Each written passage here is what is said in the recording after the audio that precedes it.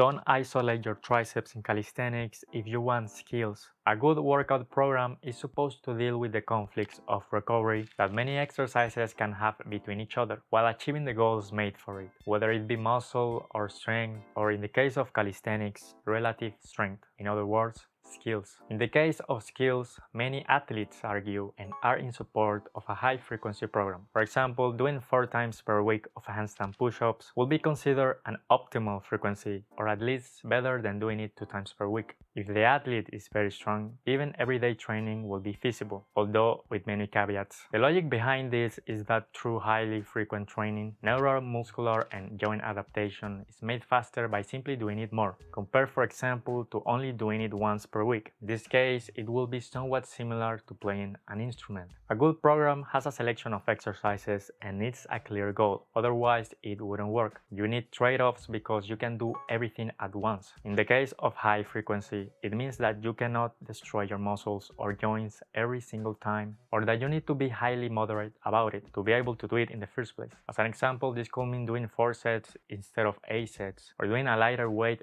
than you will usually do in a less frequent training program, or doing fewer reps than you would if you wanted to reach failure. Anyone that has worked out at least once in their life, regardless of goal, knows that the more sets and reps you do in a single workout to a single muscle, in this case with a difficult load, while attempting to reach failure, the more sore you are going to be. And muscle soreness, along with the underlying fatigue that comes with it, is incredibly detrimental for any kind of strength training, especially in calisthenics, due to the rough transitions in many exercises, that despite small progressions can still be really rough. Example, pike push-up to a handstand push-up, compared to simply adding 2 or 5 pounds to an overhead press. In this case, a high-frequency program should generally avoid a lot of muscle soreness, which is what allows the high frequency to be able to be made in the first place. Doing a lot of volume at once with a difficult weight or load will mess up your frequency. We can see this being exaggerated in training methods like greasing the groove, which despite not being considered to be the only training you should do, the example can still be seen. You choose a lightweight,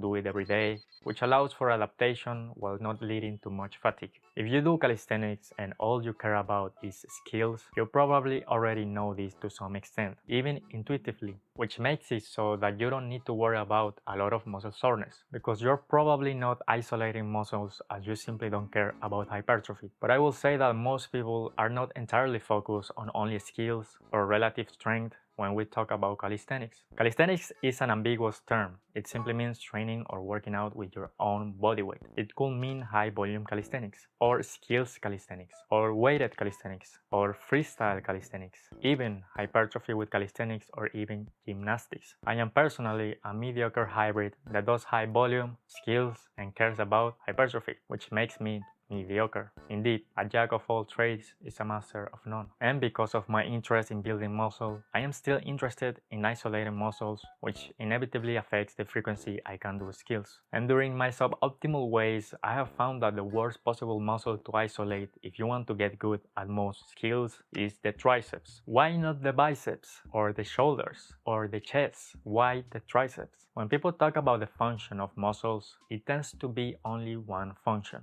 For example, the function of the biceps is to bend the arm, to curl it, while the triceps is made to extend it, to make it straight. The bicep being the prime muscle while the tricep is the antagonistic muscle. This tends to be a reductive view of how muscles work for the sake of simplicity. This information is not false, but only seeing it this way is limiting. The problem is that if you hold this simplistic view about muscles, you may be using some muscles in some exercises while not knowing it. And because of not knowing that you're using them, you might have a reduction of performance in those exercises if those muscles happen to be sore. And I find that this is the case with the triceps in a few major calisthenic skills. The thing is that triceps is not only made to extend the arms, but it also helps for shoulder extension. And shoulder extension is found in every considered pulling exercise. Can you effectively work out the back without any sort of shoulder extension? Likewise, the bicep not only bends the arm, but it helps in shoulder flexion. That is why planchers have good biceps. In a training split like push-pull, the triceps is considered a pushing muscle because it is widely known that it is used in push-ups, dips, bench press, etc. and so it is not unreasonable to isolate it at the end of the push day. But if you have ever done or attempted a front lever with sore triceps, even if the triceps are just used minimally, you will notice a decrease in performance. That is because the front lever is essentially an isometric shoulder extension. And if you are really good at the front level, you might not notice this. But the worse your front lever is, the more you notice this. And so what is going to happen if you do this kind of push-pulls training programs while you isolate and give a good amount of volume to the triceps at the end of the push day is that you are never going to be at 100% fresh in skills like the front lever. This will not be good because it means that the quality of your sets is not going to be good, and it will also affect your capacity for volume. Not only that, but sore triceps will also affect the muscle up in the transition on the upper half part. But you will never notice this because the triceps is a quote pushing muscle. Not only that, but the tricep is already highly used in basic exercises like push-ups, dips, pike push-ups, handstand push-ups, and all their variations. Also, personally,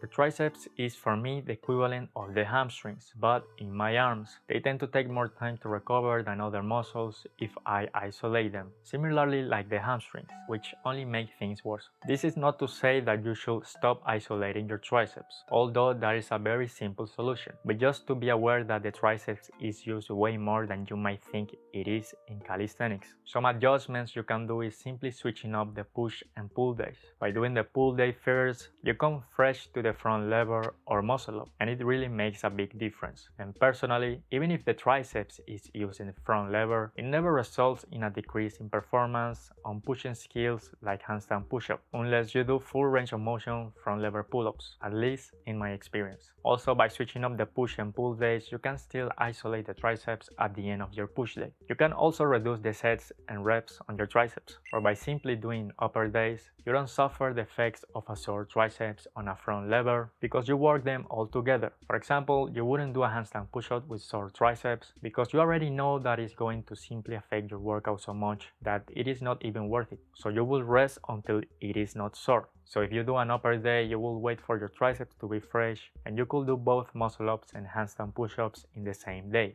or front levers and handstand push-ups.